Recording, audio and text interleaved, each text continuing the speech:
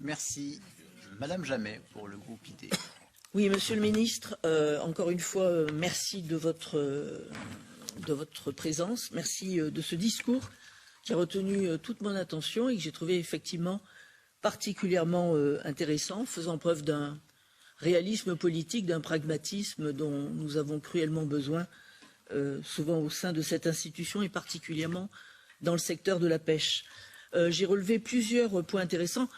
Quand on parle des européennes, des élections, je ne sais pas le rapport qu'on peut donner sur la pêche, sinon qu'en général, la pêche n'est qu'une variable d'ajustement dont elle pâtit cruellement. Je crois avoir compris donc que vous soutenez la pêche artisanale, ce qui serait une bonne chose, puisqu'on a quand même souvent l'impression ici que la Commission européenne s'acharne à encourager une pêche industrielle au détriment de la pêche artisanale. On a parlé tout à l'heure de la restauration de la nature, il y a les taux de capture, la privatisation d'un domaine maritime dont on exclut les pêcheurs, notamment avec l'implantation d'éoliennes ou de zones Natura 2000. Tout cela concorde à faire disparaître une pêche à laquelle nous sommes particulièrement attachés, la pêche artisanale. Plusieurs points que je souhaiterais relever. Notamment sur la décarbonation, nous en avons parlé un petit peu au mois de juillet. Je crois qu'il doit en être question à la rentrée. Il serait quand même bon de se pencher avec un certain pragmatisme et un certain réalisme, notamment sur les conditions qui sont imposées à nos pêcheurs, par exemple, pour la décarbonation de leurs bateaux ou des carburants. L'Europe s'engage en général à donner des subventions ou des aides, mais sur des critères qui sont totalement inatteignables. Sur la Norvège, effectivement, je suis d'accord avec votre position. Sur le Maroc, beaucoup moins, avec quelques-uns de nos collègues ici.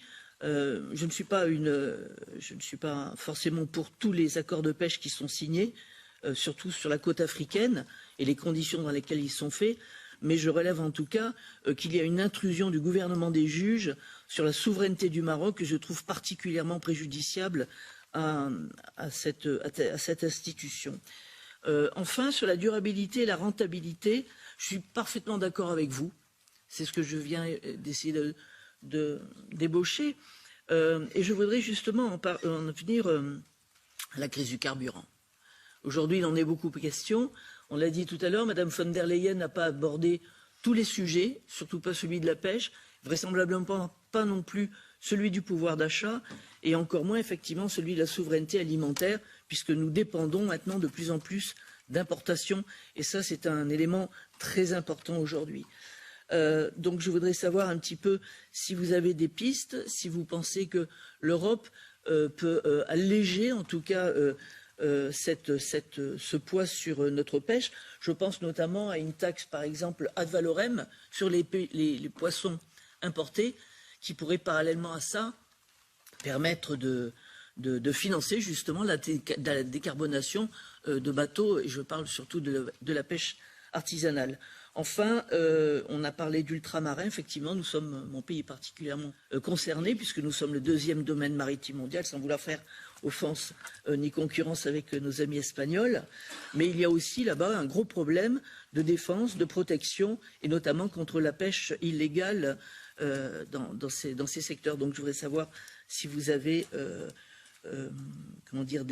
des suggestions et des objectifs et des projets là-dessus.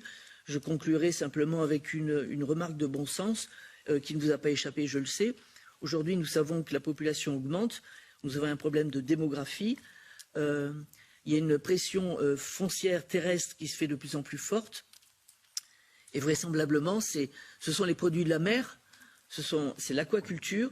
Et je ne voudrais pas non plus qu'on oublie l'algoculture qui contribueront sûrement demain à supporter en tout cas cette pression et à mettre en place notre autosuffisance alimentaire. Voilà les quelques mots que j'avais à vous donner. Merci Madame Jamet.